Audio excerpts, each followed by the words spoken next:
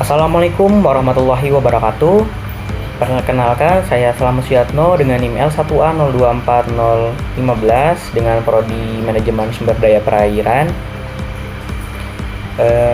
Di sini saya akan memberikan tutorial mengenai hasil analisis PCA Pilot untuk memenuhi nilai UAS statistik perikanan. Baik, di sini kita langsung mulai saja. Di sini ada beberapa soalnya. Yaitu di sini soalnya yang sudah saya copy, yang sudah saya salin pada Excel. Nah, ini dia.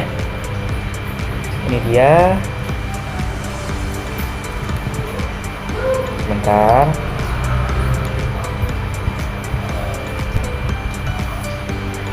Nah, oke. Kita salin terlebih dahulu. Di sini kita salin lagi. Nah, setelah sudah saya salin, kita ke aplikasi PAS. Ini di undo dulu. Nah, kemudian kita centang di row atributnya dan kolom atributnya kita centang juga. Nah, di sini kita lock di sini. Nah, kemudian kita pas di sini. Nah, oke. Setelah itu kita uncentang lagi row atribut dan kolom atributnya. Nah, setelah itu kita blok angka ini sampai data yang terakhir. Oke. Nah, sudah. Setelah itu kita multivariate, kemudian ordination, kemudian principal component PCA. Nah, kemudian setelah ini kita matriksnya kita ubah menjadi correlation, kemudian recompute. Oke, setelah di recompute kita ke scatter plot. Nah, di sini kita ke centangin row tables dan di plotnya itu sendiri. Nah, seperti itu. Kemudian kita perbesar saja. Nah, sudah.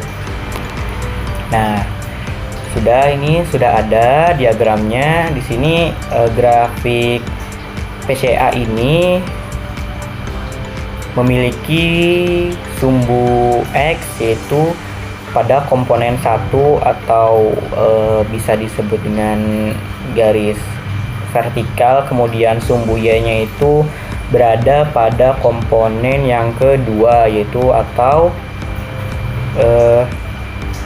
garis horizontal. Nah, kemudian pada stasiun 1 itu terkait dengan parameter stasiun 1 dan 2 itu berada di sisi kiri negatif. Nah, berada di sisi kiri negatif.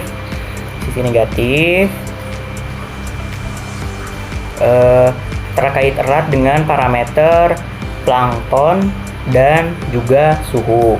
Oke. Kemudian pada stasiun 3 juga ini berada pada bagian atas, di bagian positif. Kemudian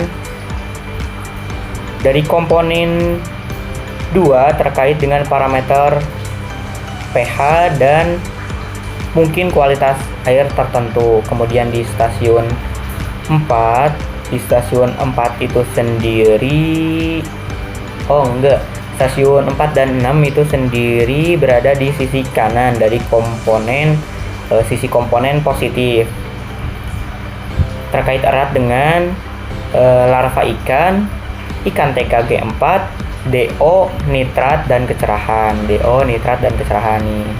Nah, ini. Kemudian untuk stasiun 5 itu berada di area bawah atau berada di sisi yang negatif, yaitu terkait erat dengan kualitas air seperti POM, amonia, nitrit, fosfat, kekeruhan, dan arus. Kemudian daerah pada poin kedua itu daerah pemijahan ikan, spawning ground. Nah, daerah pemijahan itu ada ciri-cirinya, yaitu diciri-cirikan oleh ikan dengan tingkat kematangan gonad yang tinggi atau TKG 4. Nih, seperti ini TKG 4. Dan berdasarkan dan keberadaan larva ikan yang tinggi. Nah, parameter lingkungan, kemudian ada juga parameter lingkungan yang mendukung seperti DO tinggi dan kecerahan tinggi. Nah, sehingga stasiun 4 tersebut itu stasiun yang paling relevan untuk pemijahan tersebut. Nah, kenapa sih stasiun 4? Ya, hal tersebut yang sudah saya jelaskan, yaitu berada sangat dekat dengan vektor ikan TKG dan larva ikan. Nah, untuk alasannya yaitu adanya induk dengan tingkat kematangan gonad yang tinggi TKG 4 dan larva menandakan daerah aktif untuk proses pemijahan dan awal perkembangan larva. Kemudian selain itu stasiun 4 ini juga berada di area dengan nilai positif dari parameter kualitas air yang mendukung.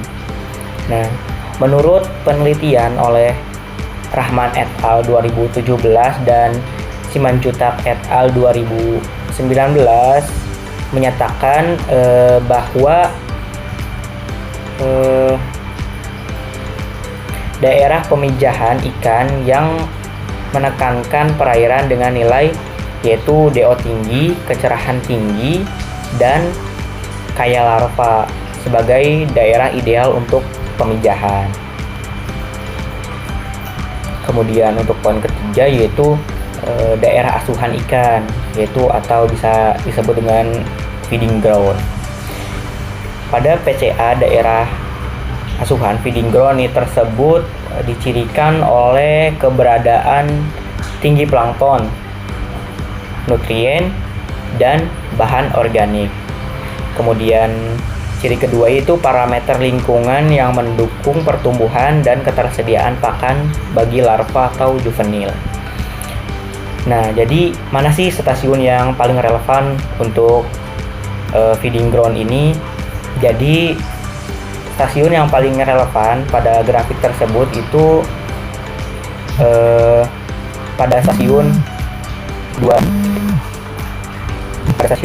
Kenapa sih stasiun 2? Karena pada stasiun 2 ini berada dekat dengan vektor plankton dan terkait dengan parameter lain, yaitu seperti suhu yang dapat mendukung tingkat produktivitas tinggi bagi kebutuhan makan larva dan juvenil ikan.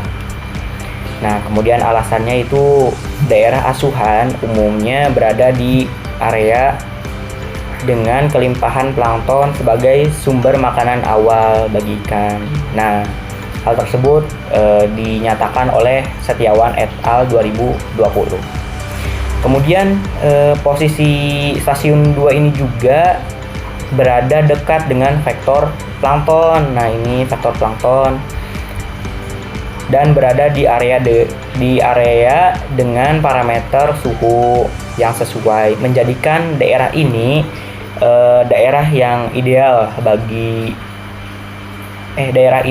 untuk daerah pembesaran atau asuhan bagi ikan-ikan muda.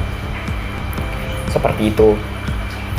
Semoga penjelasan saya dapat membantu teman-teman semua, dan semoga tutorial dari saya bisa berguna bagi teman-teman, bermanfaat bagi teman-teman semua.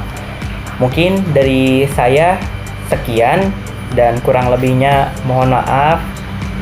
Mohon maaf juga kalau ada salah kata dari saya.